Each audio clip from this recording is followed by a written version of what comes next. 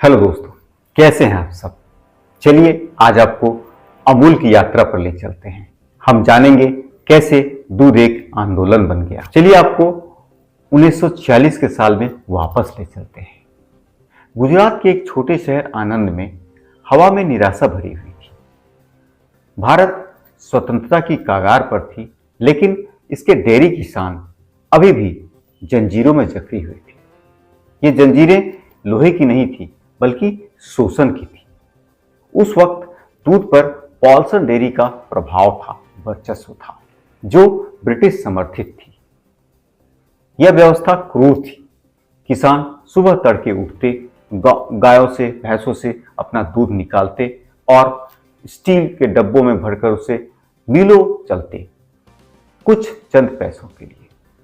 वही दूध मुंबई में पहुंचकर आसमान छूती कीमतों पर बिकता। किसान मेहनत करते और बिचौलिए फलते फूलते। यह ज्यादा दिन तक नहीं चला, एक क्रांति जन्म ले रही थी। त्रिभुवन दास पटेल नामक एक विनम्र नेता यह तय किया कि अब बहुत हो गया। भारत के लौह पुरुष सरदार वल्लभ भाई पटेल के सहयोग से उन्होंने एक सहकारी आंदोलन की चिंगारी जलाई। यह एक ऐसा आंदोलन था जो कहता था कि किसानों को अपनी किस्मत के मालिक बनने दो। 1949 में वर्गीस कुरियन नाम के एक युवा इंजीनियर आनंद पहुंचे। वे कॉलेज से ताजा निकले थे और वापस लौटने के लिए तैयार थे, लेकिन किस्मत को कुछ और ही मंजूर था। त्रिभुवन दास पटेल ने उन्हें रुकने के लिए आग्रह किया, निवेदन किया और वे रुके। सिर्फ एक साल के लिए नहीं, बल्कि जीवन भर के लिए। डॉक्टर कुरियन केवल जुनून नहीं लाए थे, वे विज्ञान, प्रणाली और पैमाना लाए थे। उनके मार्गदर्शन में दूध सिर्फ दूध नहीं रहा, वह बन गया वैल्यू एडेड मक्खन, चीज, घी और इन सब से बढ़कर एक आशा। 1970 में उन्होंने कुछ ऐसा शुरू किया जो इतना साहसिक था कि जिसने डेयरी दुनिया की नींव हिला दी। नाम था ऑपरेशन फ्लड। एक ऐसी योजना जिससे भारत दूध में आत्मनिर्भर बन सके। एक ऐसी योजना जो सफल रही। कुछ ही वर्षों में भारत एक दूध की कमी वाले देश से दुनिया भर का सबसे बड़ा दूध उत्पादक बन गया। लेकिन यह यात्रा इतनी आसान नहीं थी। अमूल ने भारी चुनौतियों का सामना किया। पहली, किसानों का शोषण। निजी दूध ठेकेदारों की पकड़ को तोड़ना केवल एक व्यापारिक समस्या नहीं थी, यह एक सम्मान की लड़ाई थी। हजारों गरीब किसानों के बीच आत्मविश्वास बनाना एक कठिन कार्य था। दूसरी, लॉजिस्टिक्स। दूध नाजुक होता है, यह जल्दी खराब हो सकता है। भारत की गर्मी ने इसे और भी मुश्किल बना दिया। अमूल को कोल्ड चेन, रेफ्रिजरेटेड वैन और बल्क कूलर्स में भारी निवेश करना पड़ा ताकि दूध शहरों तक पहुंचने से पहले फट न जाए। फिर आए उपभोक्ता यानी कंज्यूमर्स। लोगों को पैक किए दूध पर विश्वास नहीं था। यह कोने वाले दूध के ताजा दूध से कैसे बेहतर हो सकता है। अमूल को धारणा और गुणवत्ता दोनों लड़ाई लड़नी पड़ी। जैसे जैसे कोऑपरेटिव संस्था बढ़ी, एक और चुनौती सामने आई। वह था मैनेजमेंट ऑफ स्केल। आप कैसे सुनिश्चित करते हैं कि हजारों गांवों, लाखों लीटर दूध और लाखों किसानों में निष्पक्षता और गुणवत्ता बनी रहे। इसके लिए इनोवेशन, डिसिप्लिन और सिस्टम्स की आवश्यकता थी, और निश्चित रूप से नौकरशाही भी। एक सहकारी संस्था होने का मतलब था राजनीतिक अनुमतियों और नीतियों से निपटना। डॉक्टर कुरियन को सरकार के प्रभाव और किसानों की स्वतंत्रता के बीच संतुलन बनाकर चलना था। लेकिन अमूल बचा रहा। सिर्फ बचा ही नहीं रहा, अमूल फलता फूलता रहा। अमूल एक ब्रांड से कहीं अधिक बन गया। यह एक आंदोलन बन गया। यह एक इसने किसानों को आवाज दी, इसने बच्चों को सेहत दी, इसने भारत को गर्व दिया। और जब आप अपने टोस्ट पर मक्खन लगाते हैं या दूध का एक गिलास पीते हैं, तो याद रखिए, यह केवल डेयरी नहीं है, यह बंद बोतल में लोकतंत्र है, यह बंद बोतल में डेमोक्रेसी है। यह मेरे मित्रों अमूल की कहानी है, द टेस्ट ऑफ इंडिया और लोगों की शक्ति।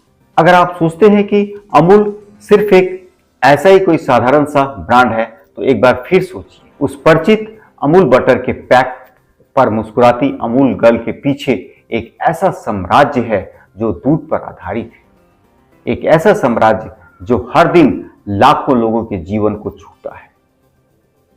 आइए इसे करीब से देखें। 2023-24 के आंकड़े के अनुसार अमूल का वार्षिक कारोबार 61,000 करोड़ तक पहुंच चुका है, यानी 7.6 अरब डॉलर से भी अधिक। यह एक ऐसे ब्रांड के लिए बुरा नहीं है जिसकी शुरुआत आनंद नाम के छोटे शहर से हुई थी। तो वे इतना बड़ा व्यवसाय कैसे संचालित करते हैं? हर दिन 270 लाख लीटर से अधिक दूध इकट्ठा किया जाता है। भारत के गांवों में गायों और भैंसों से ताजा निकाला गया दूध, यह दूध मशीनों से नहीं आता है। यह दूध 36 लाख से अधिक किसानों के हाथ से आता है, जिसमें अधिकांश महिलाएं होती है। हर एक बूंद ग्रामीण सशक्तिकरण की कहानी कहती है। अमूल की जड़ें बहुत गहरी है। 18,600 से अधिक गांवों में फैली डेयरी सहकारिता समितियों के नेटवर्क के साथ 18,700 से अधिक गांवों को कवर करता है। अमूल सिर्फ एक ब्रांड नहीं है, यह एक कम्युनिटी है।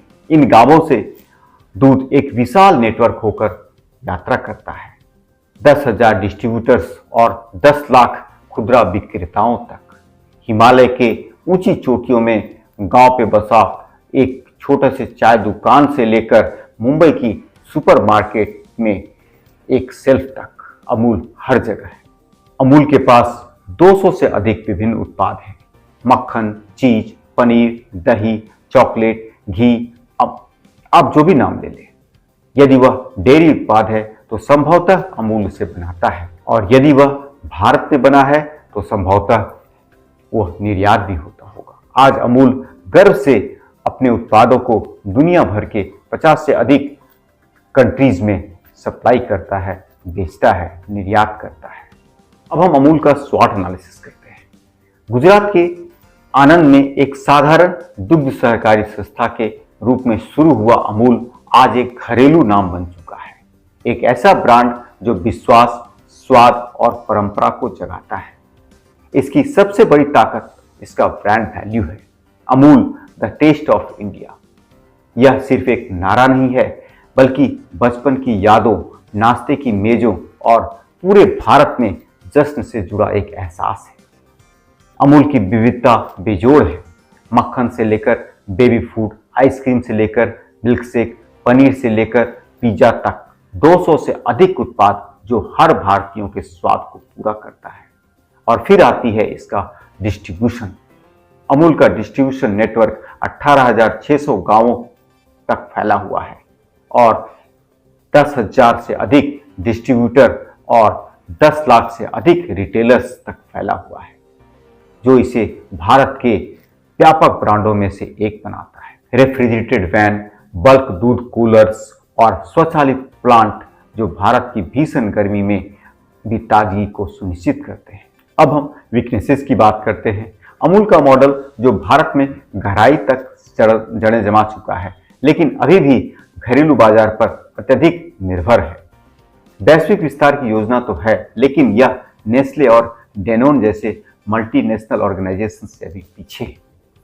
एक सहकारी संस्था होने के कारण डिसीजन प्रोसेस पूरी की पूरी डेमोक्रेटिक होती है, जिसका मतलब है यह धीमा भी हो सकता है।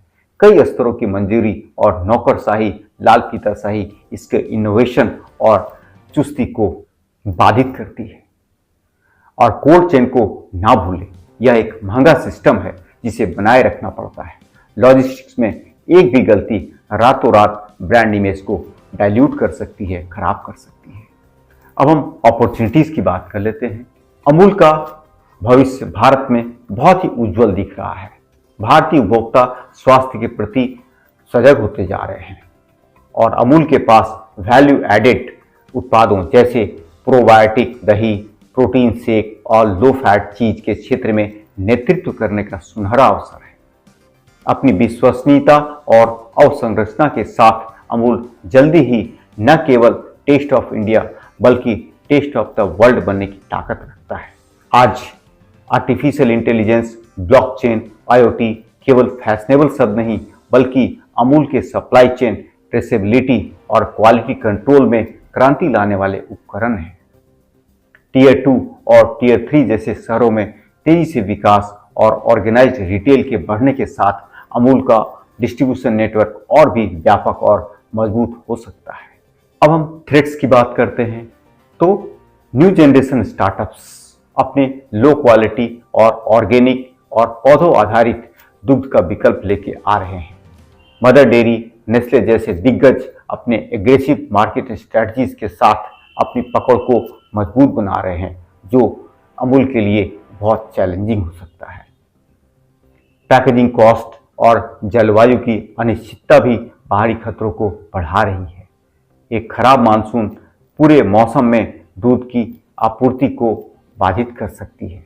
सहकारी नीतियां दुग्ध मूल्य निर्धारण और सहकारी संरचनाओं पर हमेशा बदल रही है, जो हमेशा अनुकूल नहीं होती है।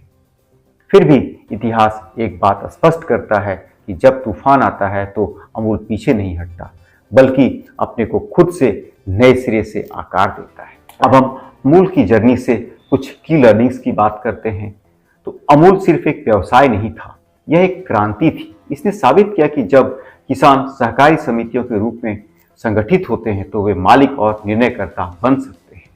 इसने ग्रामीण भारत को आवाज दी, आय दिया और सम्मान दिया। प्रतिष्ठित अमूल गर्ल केवल एक ब्रांड मैस्कॉट नहीं है, वह एक सांस्कृतिक टिप्पणीकार है। हास्य और प्रासंगिकता के माध्यम से अमूल ने अपने मूल संदेश को खोए बिना टाइमलेस आइडेंटिटी और उपभोक्ता का विश्वास बनाए रखा।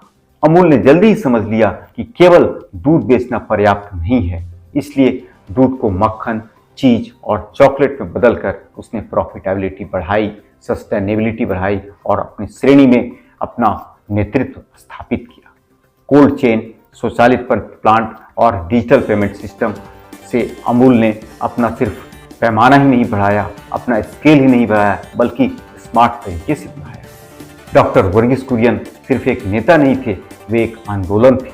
उनकी दृष्टि, ईमानदारी और किसानों के प्रति प्रतिबद्धता ने यह साबित किया कि कैसे एक व्यक्ति नैतिक एंटरप्रेन्योरशिप के जरिए राष्ट्रीय ट्रांसफॉर्मेशन को आयाम दे सकता है, राष्ट्रीय परिवर्तन का निर्माण कर सकता है। अमूल जब अमूल आज 61,000 करोड़ का उद्यम बना, तब भी उसने अपनी जड़ों के प्रति वफादारी निभाई। उसका सहकारी डीएनए सुनिश्चित करता है कि विकास कभी भी किसान का कल्याण और सामुदायिक मूल्यों का से समझौता ना करे। जब भारत $5 ट्रिलियन की अर्थव्यवस्था बनने का सपना देख रहा है, उस वक्त भी अमूल हमें यह सिखाता है कि प्रगति इंक्लूसिव हो सकती है, एथिकल हो सकती है और डीपली लोकल होने के साथ साथ ग्लोबली एम्बिशियस भी हो सकती है। दोस्तों, क्या आपने कभी अमूल का कोई प्रोडक्ट टेस्ट किया है? कृपया कमेंट बॉक्स में जरूर बताएं। आपके कमेंट का हमें बहुत बेसब्री से इंतजार रहेगा। अगर आपने हमारे चैनल को अभी तक सब्सक्राइब नहीं किया है तो प्लीज़ सब्सक्राइब कर दें और उसका बेल आइकन जरूर दबा दें। मिलते हैं अगले वीडियो में, तब तक के लिए धन्यवाद।